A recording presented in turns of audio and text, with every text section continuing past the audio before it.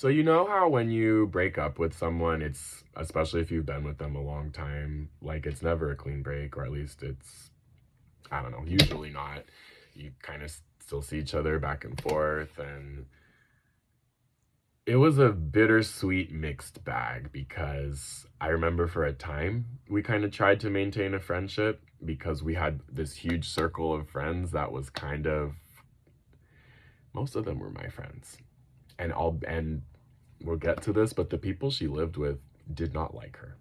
So Jane actually didn't have any friends of her own. She had, anyway. So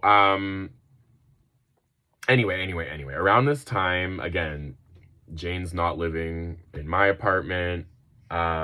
I Airbnb'd one of the bedrooms from time to time in between roommates, and I'll get to the living situation, but this is one of this is something that happened right around this time. I want to say within a couple weeks to a month of our breakup. I Airbnb the room to a woman who's coming to Santa Barbara for a autism conference.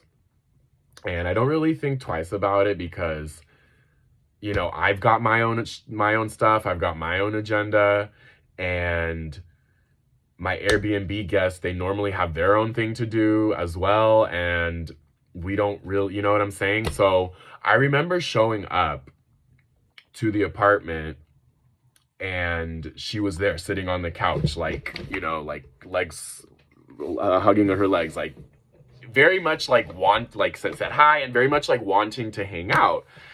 And I will never, ever, ever forget, this woman was drop dead gorgeous.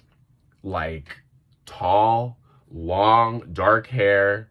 She was Latina, but for whatever reason, I thought that she was like Italian at first. Like it just is what that's. I'm just being completely honest. Like this woman was beautiful, and I'd say that for a reason. And she also like, okay, I don't want to necessarily say what colleges she went to, but this woman was very, very, very intelligent and very, very, very accomplished.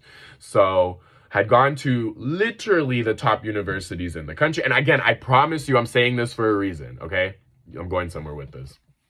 And she had recently found out that, or she had realized pretty much that her son was showing the beginning stages of autism. But here's the kicker. She was in the middle of a brutal divorce with her child's father. And this is, I mean, the universe really sends you people, or really just brings people your way at really interesting times. But I'll never forget, like, me and this woman hung out like until like 9 or 10 o'clock at night. We walked down to the ocean. I cooked her mac and cheese, like, and we just talked. We just talked and talked and talked. And she told me that her ex was a lawyer. He was a very, like, proud man, like a very powerful attorney. And she said that that was actually the worst case scenario for a divorce case, because basically what happens is you have to put up 10K into I forget what the term is, but retainer, right? To retain the lawyer. And you know that entire 10K is going to slowly, you'll never see it ever again. And she's saying, like, if you really want a good lawyer, you got to have at least 10. Again, I might have the numbers wrong, but it's expensive as shit. And she was saying that the whole purpose is that you're literally, like, you went from loving each other, right, not that long ago, and then you're at each other's throats because it's back and forth, and you're literally just trying to screw each other over. And she said that the most difficult part about the process was that her very proud, cocky ex-husband was not willing to accept the fact that, in her words, his son had autism. And she was, again, this is one of the most, like, I'll never, ever, ever forget this conversation, and I'll tell you the conclusions I made afterwards. But And there's a reason I told you everything that I did. But she told me, I remember her telling me about how one of the most painful moments, like what she had kind of kept it all in, and then when she finally decided to take her ring off, that like that was really hard, and like that she couldn't really stop crying. She said that she said that the whole purpose and intent of going back and forth with the lawyers is that you do not want to go to court. You do not want to go to court. She says the minute you go to court, you're subjecting yourself to like $500 an hour, and then shit really starts to add and pile up. And the fact that he's a lawyer means that he has the upper hand. So what she had told me, how things kind of ended, was that she said that she kind of had this feeling that things might end up going to court, because kind of where she wasn't willing to let go was that if, like, for her, in her words, it was a non-starter if her son or her ex-husband was not willing to accept their son's autism. And again, this woman, very, very intelligent, very, very educated, and for all intents and purposes, how she phrased it, she's like, your school is one of the top schools in the entire country for autism research. I'm not sure if you know that. Not something that I would know, right? And anyway, so that's what she was there for.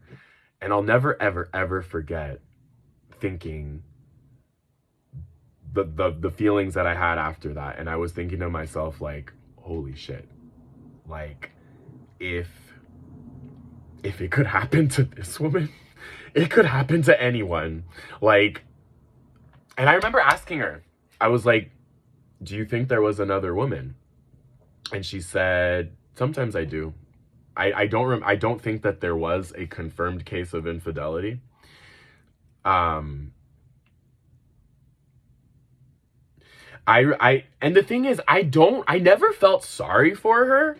I just felt that this was a horrible situation that she was doing the best to navigate and doing literally, you know, everything that she could and trying to make the best of a shitty situation. And I just remember thinking to myself, like, if I never, ever, ever want to get divorced.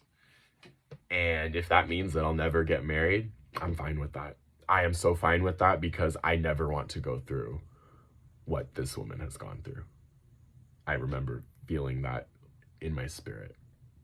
So anyway, I just remember that Jane was supposed to come over that night. She was supposed to come spend the night, and she did not. And I remember going to sleep feeling really disappointed. And it was nice that I had this lady to kind of talk to at the time, my Airbnb guest. So in the next video, I'm going to tell you about confronting one of the guys who Jane cheated on me with.